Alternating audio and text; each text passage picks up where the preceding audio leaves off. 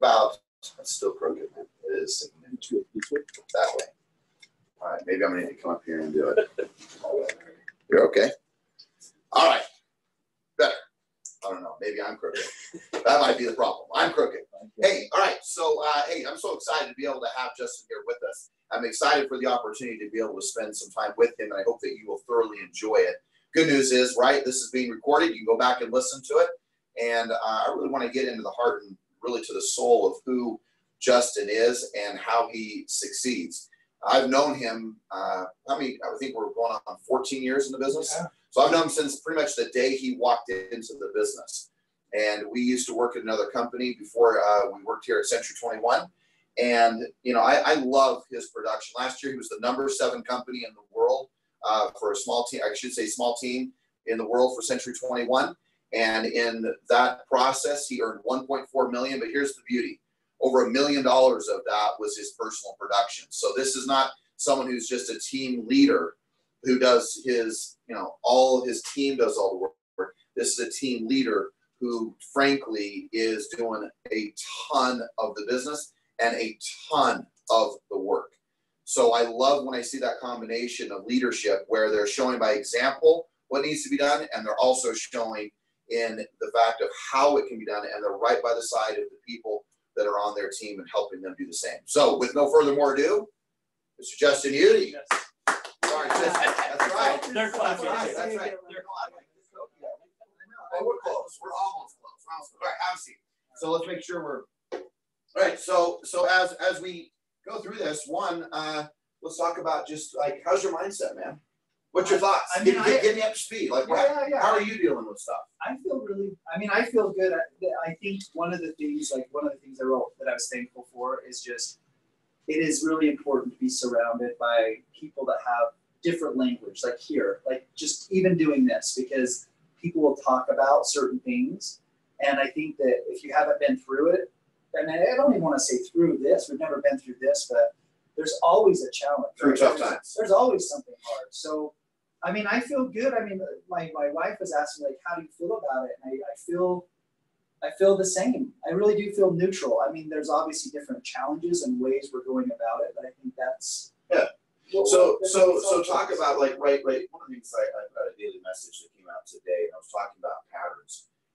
And the example I gave was as that second earthquake occurred yesterday, is we couldn't find my daughter. I say little, but she's 13 now, but she's getting older, but I still call her my baby girl, Bella. And she wasn't there. And I remember I was on a conference call and we couldn't find her as that was going. And she was upstairs and I yelled her name. Well, of course, me yelling her name is like freaked her out, scared the heck out of her. And I remember she came storming downstairs. She didn't have her shoes on because we were gonna all go outside and we were all standing at the door. But we you know, the beauty of some of these things, right, is you stand united. And so we all were going out together. And she finally got down there. And by the time we were about to go out, the second earthquake or the aftershock, whatever we want to call it, had mellowed out. Yeah. Right. But it scared her that I yelled her name like that because she was just up in her bedroom. And my voice carries like a gunshot across the lake. And as she came down, she was pretty shaken. And I saw her. And I was looking at the patterns of fear. As I saw her, just a few minutes later, I could tell it really rattled her. And I sat down on the couch and I put my arm, I put a picture out on social media about it. And I put my arm around her and I just told her how it was going to be okay. And so I keep talking about this warrior mode that I believe each one of us needs to be in. That warrior mode is not necessarily that it's always yelling, screaming, and being in this passion and energy and almost borderline panic. But it's that other side of compassion, love. It's really being the warrior in every single scenario that you need to be. So here's my question for you with that. And of course, she calmed down and had a great time. I held her for a few minutes. We've got the great Lindsay Wardle now in the house. But good morning. And how are you breaking the patterns of fear? How are you breaking the patterns within your team?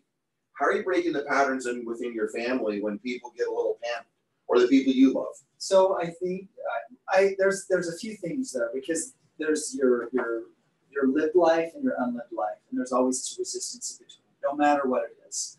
And so we have an opportunity where my wife sat down with the kids, and she's like, we're going to have a family meeting, and I want to talk to everybody. And so it's funny because how old are your kids now? My kids are 9 and 11. All right, great. And so it was funny because even me as a parent, I was like, I wonder if she's going to say something to me, you know? And it was interesting.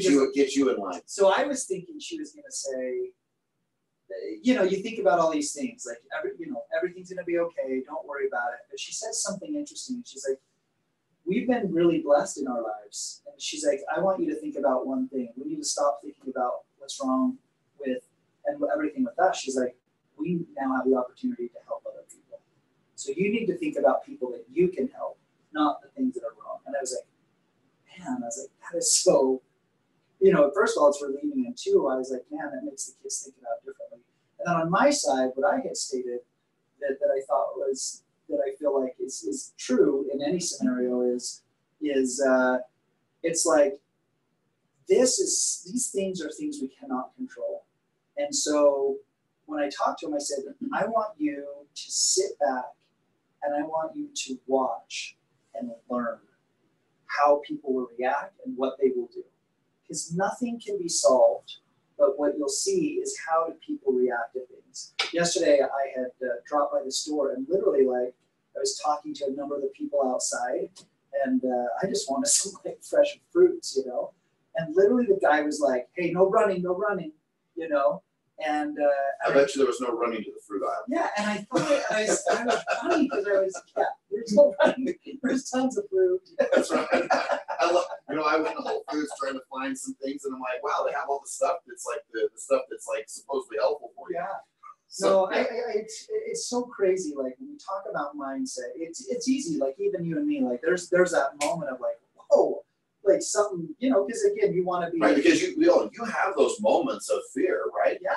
It's how you do break the pattern of the fear and the anxiety, or the, oh my gosh, what am I going to do? How is this going to work? And I think that at the end of the day, no matter what you do, and whether the world is fantastic or the world is like things are happening, it's like the moment you go beyond the basics is the moment that you can overcome things. And so just like even that list of 12 things, it's like, I will protect my mindset. Those lists of things are like going beyond the basics. Just that list. I mean, think about how many people have already said 50 affirmations in their day of the good things they want their life to be. How many have written down 10 things they're grateful for, a handful of things that they intend to have happen? You know that's not what's happening. Yesterday when I came home, the news was on. And I came home and I said, is there anything more that you needed to know than the fact that there's a 5.7 earthquake that just rumbled through our house? Yep. Well, no. And then Jen did. She goes, I'm not listening to it. I said, well, then why do we have it on? Because every time it was actually on silent. I'd look up and I would see 5.7, and then I'd go to that space of and so it's like, again, like, oh, wait, hold on a second here. Protect your house, right? Like if you go to the University of Utah football game, or you go probably any game with the Under Armour, and they always yell right on third down, right? Protect this house. So how are you going to protect your house? How are you going to protect yourself mentally right now? So you either are empowered or you retreat, with no matter what comes your way. So if something negative comes up and you're thinking, oh, it's like there's two mindsets. One is, how am I going to deal with this? And the other is how can I work with this? So like one of the articles that came out today is Redfin is no longer doing their iBuyer stuff, right? People are going to go online and they're going to say your service area is no longer available. But out of the 300 million people in America, is there a small percentage of the population that's going to go to their site, want their service because of the hundreds of millions they've spent marketing and want to use that service? Absolutely. So is there an agent that's going to sit there and say, okay, I can't buy it either, but maybe I could go to them and talk to them about a lease with an option to purchase, talk about a seller finance, talk about doing something or the other. I mean, those conversations of like opportunity from it, whereas somebody else would read that article and be like, oh my gosh, now here's another one going down, versus now there's a space where now that opportunity is going to open up. And that's the thing, is like every time something happens, something opens up. Well, even with the earthquake, which is horrific as that can be scary, it's like, okay, I mean, for somebody it might be, well, now I can move. You know, it's like it gives this opportunity of change and adjustment. Yeah. And so I guess there's just, maybe it's just as a young kid I worried all the time. Maybe that's why. And so I've just learned, I guess, and then there's things you worry about, right? Where you're trying to be, you know, responsible and you're very strategic in the way you do things. But it's just, you can either retreat or move forward. And when you start worrying, it really shackles you, right? The creativity won't flow anymore. So talk about the fact, like, look, you know, someone, you know, if I say, hey, you made $1.4 million last year with your team, a lot of people are going to be listening going, oh my gosh, here we go again. Here's this hot shot. He's got it all figured out. He does, but there are people, you know this, man, just because of just who you are. And I know the conversations you have with people. I know your compassion. I know your caring heart. I know your willingness to give back, even just evidence of you being here today. You want to help. So what would you say to someone who, what the average U.S. citizen has less than has less than $400 of savings in their bank account on average, right? So there's no question, right, that you're part of the top 5%, 1%, 2%, whatever it is, right? How does someone who must have transactions happen, must have things go on, despite what we got the earthquake, we got the virus, now we keep saying, man, the biggest virus right now is the virus of our mind, because the way we think can really, really create some real havoc. So what do you tell someone who it's not okay if 1, 2, 3 months, 5 months goes by where there really isn't any real estate sold? How do you help that person? So a couple things, and I want to say this too, is the year that, the 1 year I did almost 100 transactions on my own. The team did 151. The next year, I was trying to get out of production a little bit more. I did, I think, 65 that year, and the team did over 200. But I was still driving my 200,000 mile car. I was still 10 years old. I was still bringing my lunch to work. I was living like the guy that had $400 in the bank. And I still think that way because and I'm not saying that you don't do those things, but I think that in relating to like people saying, well, you know, there's all these things, it's like, just understand that's always been my mentality. Because you do start from zero. Like today I am broke. Right now I'm broke today. So I would say to anybody that's so worried, I just want to just open up your mind, and I want you to just think about different things in a different way. We get so latched on to a certain way of doing things, but when things and the market has changed, there's new opportunities. So for example, I have to stay home and watch my kid now because they're home from school. I can't prospect 9 to 11, okay, because I got to homeschool them. Folks, people aren't just picking up the phone 9 to 11 today because they're home too. Right. So it's like, can you contact them 11 to 1 now? Absolutely. Minimum prospecting hours we talked about for 2 hours. Now they're 4 hours for us. The funny thing is 2 years ago, I did a whole thing about the market shift and adjustment. So when everything happened at our team meeting, I was like, hey, do you remember when we talked about this 2 years ago? I mean, and we went through every single detail. So I haven't seen one agent that has put together something. And again, I'm just brainstorming here because you asked the question. I haven't seen one agent stand in front of a Smith's or a Costco with a pamphlet that says, hey, here is the top things that you can, for the next 60 days, here's the top things that you can do to protect your home and protect your family when things are happening. I haven't seen one person do that. I haven't seen one person go online or be and say, I have the world's most safest open house concept. It will help anyone go through any property, right? I haven't seen anybody do these types of things that offer these beyond the basics where people are like, well, yeah, that actually makes a lot of sense, but what if I get exposed to people? It's like, folks, like, yeah, you gotta be careful about things, but like, could you go rent a suit and put that on and walk out? I guarantee people will recognize you. And maybe this is a touch of marketing and a touch of creativity, but at the end of the day, we're salespeople. We have to be in front of people. If you are not connecting with people, there's an issue. I had a guy that called me yesterday. He originally had told us, hey, we're looking to buy a home. We might be doing new construction. We wouldn't be using you, right? And so anyway, he went out, looked at a couple properties, and then he called and said, hey, I'm gonna do this new construction thing. So the first thing I said is like, hey, I want to send you this information and an addendum about the coronavirus and some possible delays so that you can get some extensions, something you should probably put in your contract. Send it to him.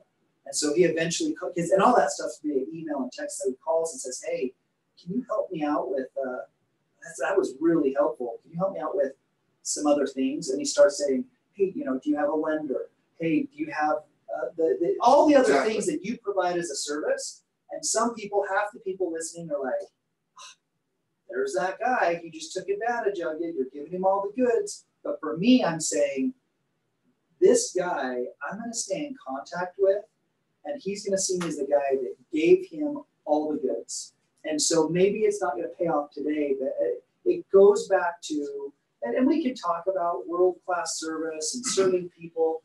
At the end of the day, you are just going to lean in to help people and give them everything you've got. And if they genuinely feel like you're going to help them, you're going to see that it may not be that person you talk to that gives the business. It's the people that they talk to. And you've got to just, that pipeline that you were thinking, I need to have, 3 to 5 people, you've got to have 15, because 5 people are going to get scared. 5 people are going to end up having something change, but 5 people are going to have to do something. Absolutely. And and they have to be the solution, right? So I'm just listening, and I'm just some takeaways I want to isolate. So one, I'm hearing you say connect with people. I don't care whether it's through digital means, through the phone, standing out in the outdoors, somehow, some way, communicate with people. The second thing I'm hearing though is, in simple terms, give, and you will get. In simple terms, how can I help you? And stop always trying to monetize every single action of your life, right? Meaning, can you just give to give with no expectation of at times getting something back? You spoke about it with your wife, the fact that these are opportunities to serve. I thought it was interesting yesterday before I was going to bed. My wife said, hey, you know what I don't like? I go, what don't you like? And she said, I don't like the fact of how isolated it seems like we are as a neighborhood. And I said, interesting. And she said, I don't like it. I said, well, then change it. She goes, I am.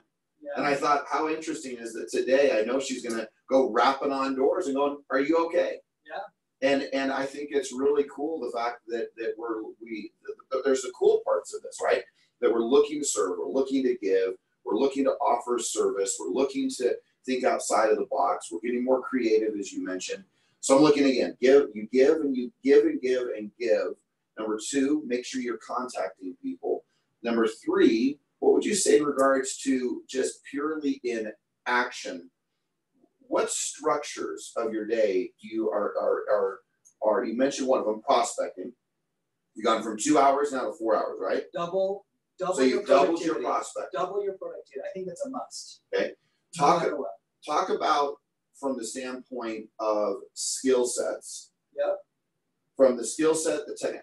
Someone wants to list their home. How are you going to approach listing the home? Do you have to see the home to list the home? Do you have to go inside the home to list the home?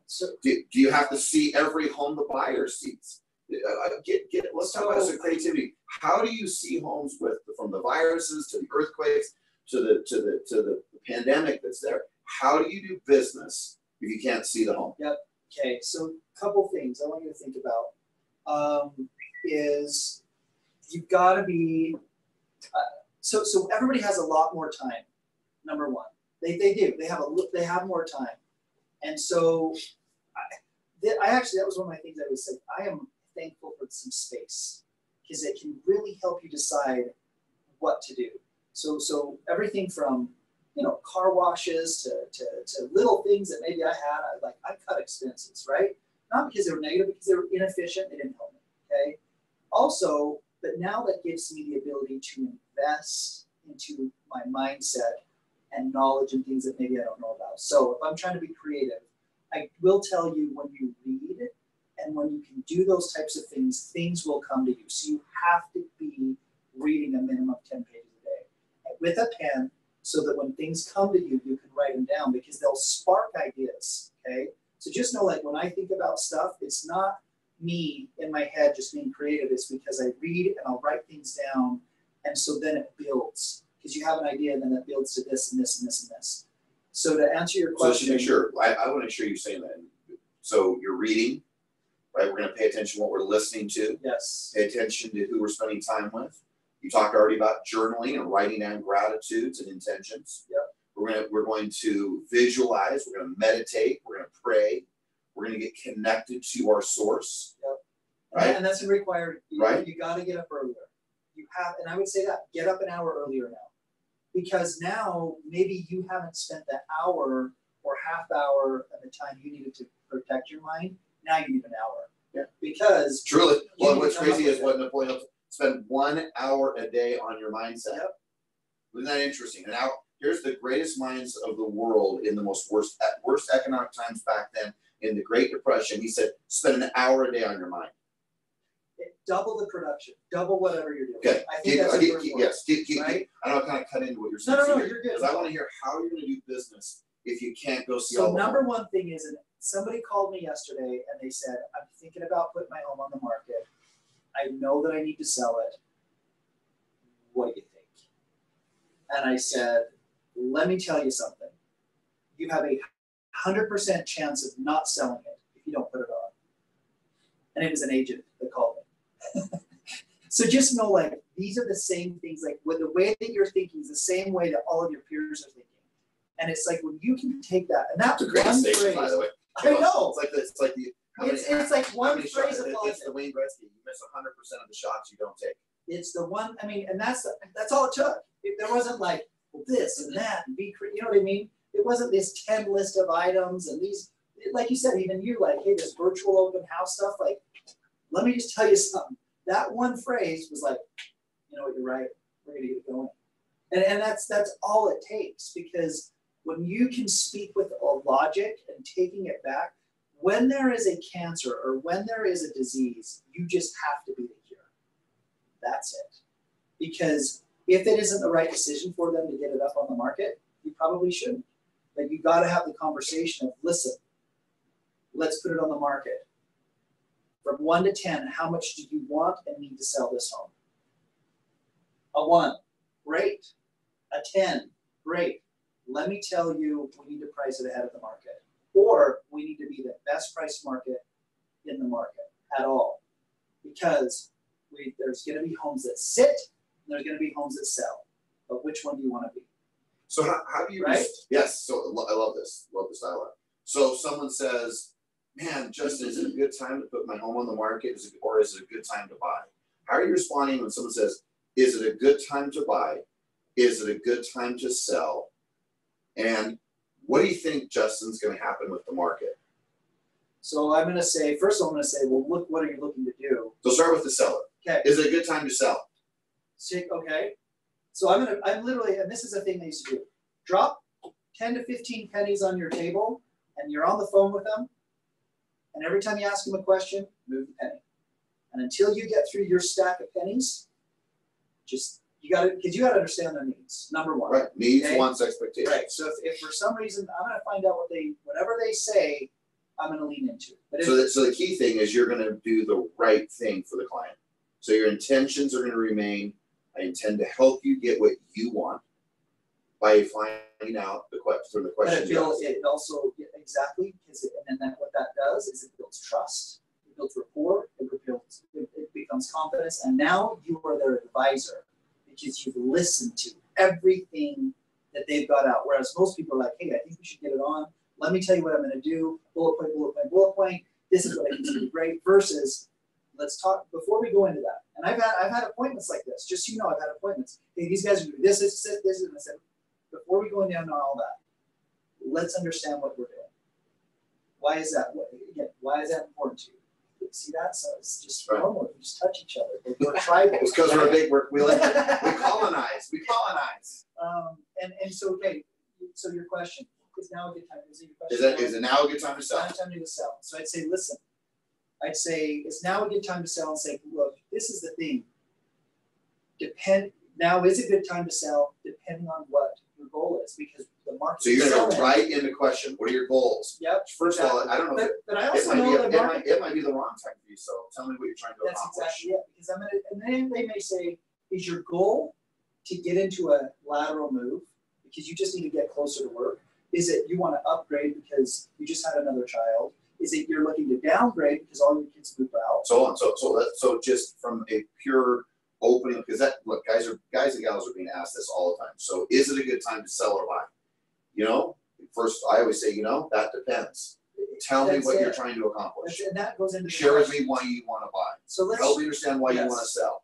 So I'm just going to assume that you're going into you were a normal buyer, the normal market in general, where I'm selling my home to get into a better home. I'm just going to assume that, right? Okay. And I'll just say this is the thing. If the home that you sell in is the home that you buy in. So whether the market goes down 5% or if the market goes down 5%, I would rather buy a home, sell my home at a 5% discount of $400,000 and buy a home at a discount of $500,000 than I would just a lateral move. Great point. And also, if the market is going to go down, we know that the average homeowner is going to live in a home how long? I'll ask them this. How long do you think an average homeowner lives in a home? Right? 7 to 10 years, whatever. Some said it's up to 13 years, a Wall Street Journal article, whatever. Right? How long do you think you're going to live in the home? X amount of time. Well, 5 years. 5 years, right? And truth be told is, statistically, it says you're going to live there probably 7 to 10. Right. But guess how often do we have a catastrophe? Every 10 years. That's right. So guess what happens if the market really does continue this way over time? I would rather be in a better home, in a better area, at a higher price point when the market shifts back up again, because you're going to actually have a better opportunity. You're going to get smarter because the market improved your options. That's good. I know you are right. We got 2 minutes because I know you have an appointment you need to get to. No, I'm actually okay. And so then that guy canceled, right? Like he actually canceled this morning. I texted him and I said, hey, sounds like things have changed. Let's go ahead and connect and find out. Well, we end at 8:45 here, or 7:45 California time. So we got 3 or 4 more minutes. So you're asked the question, what's going to happen? You asked this question, Justin, what do you think is going to happen in the market? So I would say, and I actually even have that question. I haven't had that question. So This is a good time. It was good. I'm going to say, what do I think? We're going to figure out. Yeah, exactly. No, I think this is what I would say.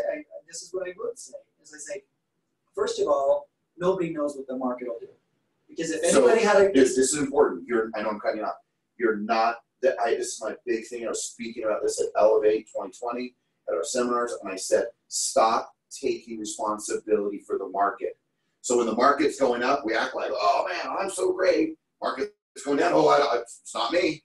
So that almost like we don't want to take responsibility for the market in the good time and the bad times. We take it in the good times. Bottom line, stop taking responsibility for the market. Yeah. You don't make the market. You don't, I don't, Linz doesn't, Russ doesn't. None of us are responsible for the market. The market is the people who are either buying in it or selling in it. They set the market, but in a huge fashion, not just one person. So I just think it's very important because sometimes we get all wound up thinking, well, what if the home doesn't sell? Hold on, folks. The home sells the home. It's the home that sells in the market. You can say, well, yes, you navigate, you lead, you direct, but you don't take responsibility for the market. So what I would say is this. So we can't change the market, but the difference is I'm going to make sure that you have the opportunity and know exactly what to do to improve our chances. One, there's a couple things that have to happen. One, we got to make sure our pricing is in line. We got to make sure condition and showability of our property is absolutely amazing. We have to make sure that our marketing's on point, and we have to come up going beyond the basics of what other people are doing. So let me tell you what I'm going to do. So for example, I want to make sure that we're doing a video tour on every single property that I can post. So if I have an out-of-state buyer or somebody that doesn't feel comfortable coming in, I can send it in. But it's going to be the same day as that photo tour. Yeah, but Justin, but what do you think the market's really going to do? So, and you said at the beginning, I just want to say, you're asked again, but what do you really think the market's going to do? So the market's going to do one of 3 things that it always does. It's either going to improve, stay the same, or get worse. But the only thing that we can control is today. And the market is good today because we had showings today and we've had offers yesterday, and that's what the market's doing today. If it changes tomorrow, then we'll deal with it tomorrow, because I've been through a market where there was 7 offers in a day, and I thought, man, this is ridiculous. There was another market where there hadn't been a showing for 6 months, and the day that there was a showing, I was like, the market's changing. Right. Right. Hey, so let's talk about perspective, because here's the thing: a buyer says, "Oh my gosh, I'm going to wait. I'm going to wait." So the key thing, all of the decisions you talk about it. I had 15 people, 5 are scared, they do nothing. The other 5, let's say they back out, they can't qualify, they don't have enough equity, who knows, yep. Right? But legitimate reasons, not the fear factor, totally. Right? And you have so the key here is the reason the ramping up of the prospecting, talking to people, is that you have to get a hold and connect with more people to find the people who are highly motivated. Yep. So the problem is that we think there's not motivation, but there is. And in fact, actually behind us right here, look at this. There's estate sales still happening, people downsizing, people divorcing, job loss, and still job transfers, investments, second homes, first-time home buyers. You have to find people who are highly qualified, right? Highly qualified and highly motivated. Right. Yeah. So you're saying right now you got to do 2 times the amount of prospecting to get people who are enough people who are highly motivated, right? Yep. I remember in 2008, man, prospecting 4 or 5 hours a day. People go, "Oh my gosh, yes," but here's the best part. This is the best part of these things right now. So the shining lining is we know the agent count's going to go down in difficult times. Totally. Because people cannot work the business as an actual business. They wait for business to happen. And what you're suggesting is go spend 4 hours a day and go find the highly motivated people who will do something and who must do something right now in real estate. Well, and your business has to improve too, because the 5 people that cannot do it, you need to figure out, is there a way they can do it? So for example, my income, they just took away, my salary is now half, I can't purchase. Okay, tell me this, with what you have, is there, and I go, and then I always will say this, try this on like a jacket. My job is to come up with ideas. Is there somebody else you know that you are essentially, that have been looking for a home, that together your incomes could qualify so that you could purchase something? Totally a weird statement, really. Because it's like, but they may say, my mom's been looking for a home too, and we've talked about getting a mother-in-law, but if I did use her income, we could purchase it together. Okay, great. That may be an option. Okay, have you thought, how much money do you have? Do you really need to get into something? Is this a want or is it a need? I really need to get out of paying off my landlord's mortgage. Great. So what if your money that you did have, it'd be better for you to be into a home you're paying off than paying off your landlord's mortgage? What if we found you somebody that we found is at least with an option to purchase? What if I ended up, and again, this is for a seller or a buyer. Now you're opening up options. Yeah, now we're navigating, right? Yeah, you're giving beyond the basics. Right. The thing is, we think buy, sell, lenders. Right now, it's going to take appraisers. They won't even go through properties that aren't vacant now, some of them. So what does that do? Okay, great. How do you cut out the appraiser? Guess what? I'm going to do one of these creative things. So the thing is we have to, I think the biggest challenge that we run into is people they think that this business is like a block. And it's like the block is the foundation, that everything that typically happens, all the people that end up actually moving business forward, is the creative portion. And I don't know all the answers. So I remember sitting at my desk with a journal and asking this question. How does one know they are committed? Think about that. How do you know if you're committed? And you sitting here have already said 2 of the main things that are the shining stars of commitment. Number 1, high level discipline. So prospecting in this scenario 4 hours a day, right? Number 2, you've said it who knows how many times, creativity. You find a way. So when you're highly committed, you are highly disciplined, but when the roadblock happens, the detours occur, the brick wall shows up, you find a way over it, around it, you dig under it, you bust through it, you find a way. And the challenge is that we're watching the media, we're watching well-intended friends and family, We're watching associates in work display all of this fear and these roadblocks. The question is, are we creative enough when the negativity comes to bust through it? And I know that we are. That's why I keep talking about, are you really a warrior? You find a way. Think about the George Washingtons. Think about the Abraham. They found a way. They found a way. Yeah. And we have to be committed to find the way. So creativity and high discipline. And all it kind of comes down to mindset, right? Like, yes. You know, that's why I get it. And it's so hard. Like, even me, like, we stress out, right? Go ahead. Stress out about certain details, yes. but it's like, then you have to calm the storm, right? Like, there's an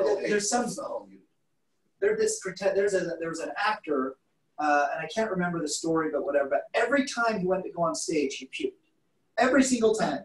And it's like, we're always nervous about stuff. Yeah. But it's like taking that step forward and be like, okay, I'm going to get this done, and I'm going to have everything in my arsenal to protect me. And it's doing all of those things. But you have to, it's not going to be easy. No. It's not going to be easy. You shouldn't expect it to be easy. But the good thing is you can say, you know what? I'm okay. Dude, do you know how hard it was? And we've just gotten shook at 5.7. There are people in this building, standing in this little room we're in here, this office of ours, and I stood up here and I'm giving a morning ascent after the whole, I could feel the shaking inside of me still. So I want you to think about, like, nothing that we do right now is easy, but I know that we can do it. So give us our closing thoughts. We got to do some affirmations, got to wrap up, but give us your closing thoughts. Give us your last advice. This what encouragement? What would you give us? Look, just lean into people. If you lean into people, they are going to have confidence in you, trust you, see you as their advisor, see you as their friend. You want to make sure that you are taking care of them genuinely. 2, make sure you're taking the action and don't hope that the world is going to serve you. Don't stand in front of the fire and say, give me heat. You have to go chop double the wood. The wood's wet.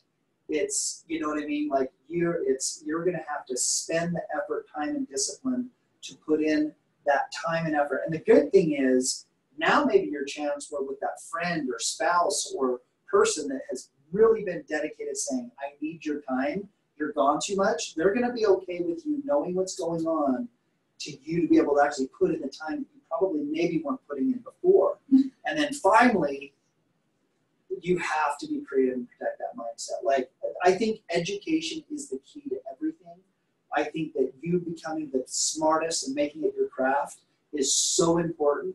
Make this a time so that you can make the bullet point list of how would I be the #1 person that every person wants to work with, and be that person. And I don't know what that is. Is that because you're doing 3D virtual tours? Is that because you're walking them through every single property? Is that because you're setting up a washing station for every person that comes through? Did you create a checklist that's saying, basically, you know, have you been out of the country? Have you been this and that? And to turn people away just so they feel safe? Like, I don't know the answer, but create that.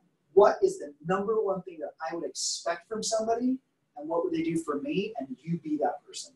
Love that. Right? Dude, thank you for being here. Guys, this is one of those guys you should be listening to, and a guy that I'm incredibly grateful for. He's one of my dearest friends.